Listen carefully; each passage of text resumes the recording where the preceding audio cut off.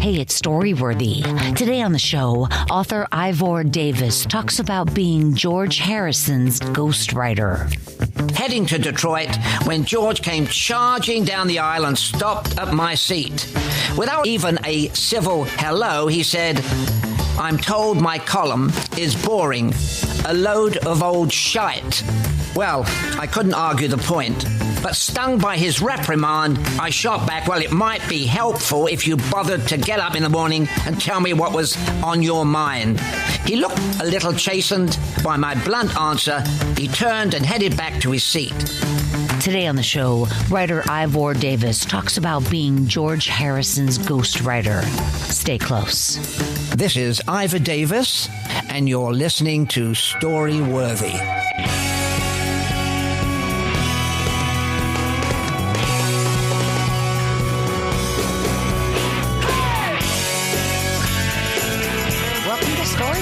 My name is Blackburn, and I'm coming to you from Los Angeles, California.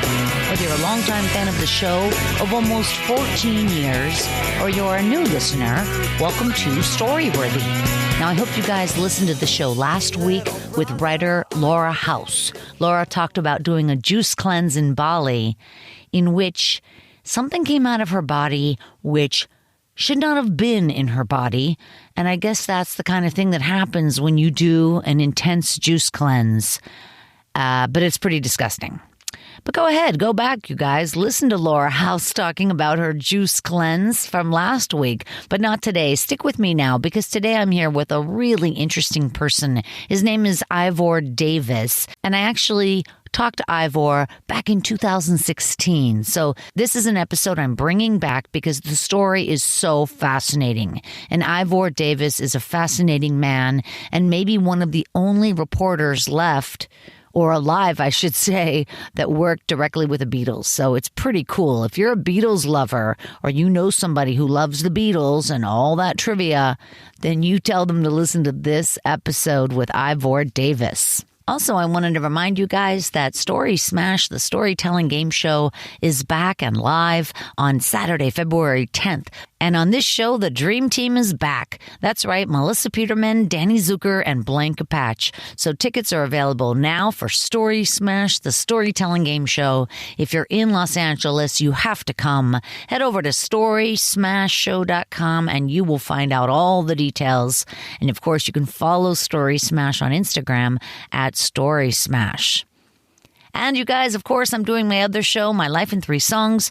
It's exclusively on Spotify because on My Life in 3 Songs, I talk to major comedians, not just any comedian. I talk to major comedians about the 3 songs in their life that have impacted them. And then we listen to the songs. And that's why I'm on Spotify, because I use their playlist. So you guys check out mylifein3songs.com and listen to the show for free on Spotify. I'm very proud of this show, and it really makes me happy for you guys to listen to it. I know the people who dig it the way I do, you guys are into it, and believe me, that's why I keep doing the show, because I know there's a niche for this. It's very cool. Music and comedy just go together. They just do. And also, by the way, I had a birthday yesterday. That's right. January 7th is my birthday. I share that birthday with comedian Ed Krasnick. How about that? And Katie Couric, but who cares? You know, I tried to get Katie Couric on the show here, Storyworthy, many times. And guess what? Not even one word back. It's kind of disappointing. But I guess that happens. Anyway, I think I'll meet Katie Couric one day. I just want to tell her that we're soul sisters from a different mother. You know what I mean? Anyway, you guys, enjoy the show today with Ivor Davis. I know you will. And without further ado, put your hands together wherever you are for Ivor Davis. So here's my story about being George's ghostwriter. I'll keep it down to 2 hours, if that's okay. Now, George had contracted with my newspaper to provide a weekly column, which the newspaper announced with a giant breathless headline, "A Beatle Writes for the Daily Express." Now, one of my jobs was to make sure that his column would be lively and entertaining, and I was supposed to especially try to capture his voice. It was my first try as a ghostwriter, and frankly, I failed miserably. Now, the idea of putting George on their payroll for the Daily Express was the brainchild of Derek Taylor. Now, Derek, as most of you out there know, was the press agent for the Beatles and a personal assistant to Brian Epstein. Well, Derek said that Brian thought it would be good for George. It would give George kind of an extra interest. And now John and Paul have their songwriting and Ringo is rather new, said Brian Epstein, the manager. Now, Harrison, a 21-year-old, was the youngest and least communicative of the Beatles. Now, my job was to get to know him and worm my way into his skull. Because as conventional wisdom went, his pontifications were expected to be of the utmost importance to pop music. But unlike Paul or John, George wasn't a hail fellow well met. In fact, as I first found him, he was rather grumpy, and he did not take well to strangers, which along with his deadpan sense of humor may have explained why he was tagged the Quiet Beatle. One day, my photo editor in London, after surveying a set of photos of George in America, observed, "His face is so frozen. Is he having a stroke or something?" Now, Derek, who was the first ghostwriter for George's column before it was turned over to me, considered George his favorite Beatle. And he introduced George and I on the first day of the tour in San Francisco, just a matter of hours before their first concert. It was not a particularly impressive encounter.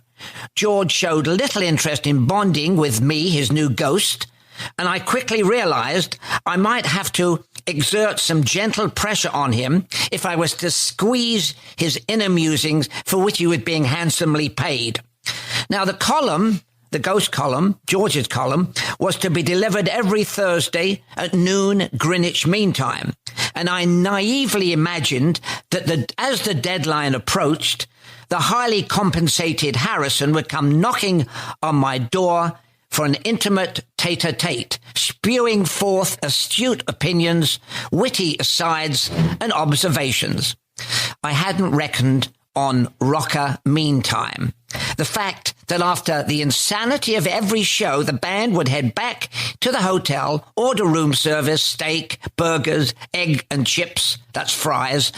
They would down Coke, some whiskey, go to bed around 4 a.m, and sleep until mid-afternoon to prepare for the next concert or press conference or trip to the airport. Now, with Greenwich Mean Time anywhere between 4 to 8 hours ahead of us, depending on where we were in the United States, it made my deadline virtually impossible to keep. What's more, in the midst of all the frenzy, Harrison didn't have much to say for himself. So I quickly made an executive decision. I would concoct my own version of what had happened on the tour for the first couple of columns. And indeed, those first stories that I wrote were totally fabricated. I didn't even bother to run them past George, fearful that he would hate them, grab them up, tear them up, never to be seen again. So while each day I would file hard news reports and personal observations, the tour went on and I would churn out embarrassingly trite claptrap in George's name. "It's simply fab in Frisco," was the forgettable fan mag headline that the editor in London put on George's first column, which carried the byline, "By George Harrison, one of the Beatles," as if he might be mistaken for George Harrison, the Doc Walker from Long Beach or someone like that. And so it went, my mighty pen in George's name grinding out such immortal lines as, "The reception for the Beatles fans put on for us in San Francisco was simply fab." Well, now, or this one, which I also wrote, or they wrote, "Even the cops went wild. 18,000 people at Cow Palace. That's by far the biggest audience that has seen us. It was one of the most thrilling experiences of our lives and one of the most painful. I lost count of the times that jelly beans were showered on us from 4 sides of the gigantic arena." And this is George supposedly talking. "I got hit on the back of the neck, on the face, on the nose, on both hands, and on my guitar."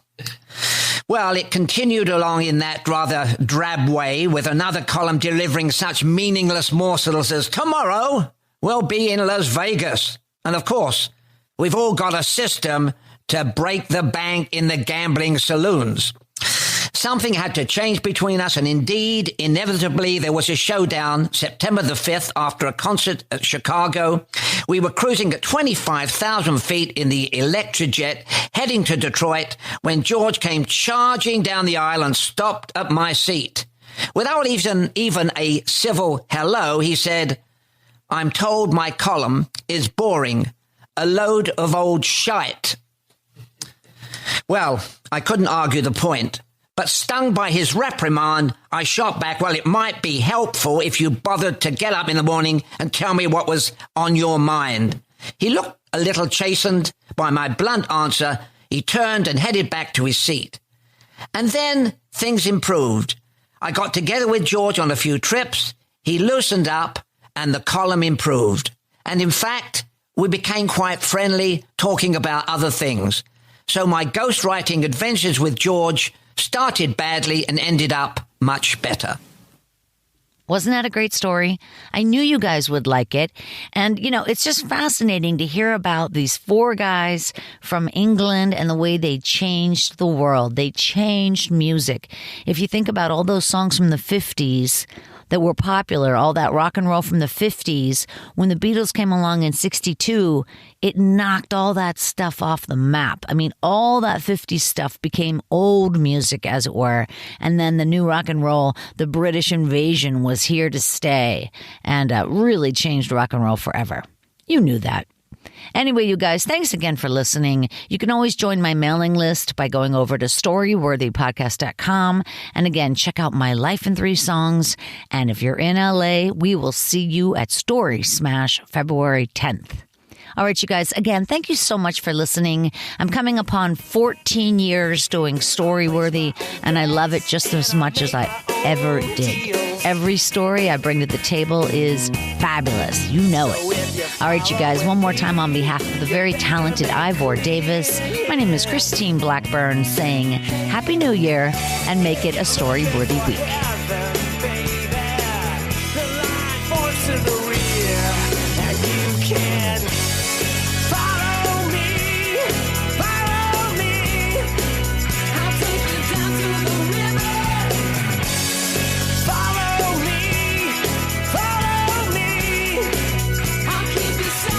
Thanks for joining us on the Storyworthy Podcast.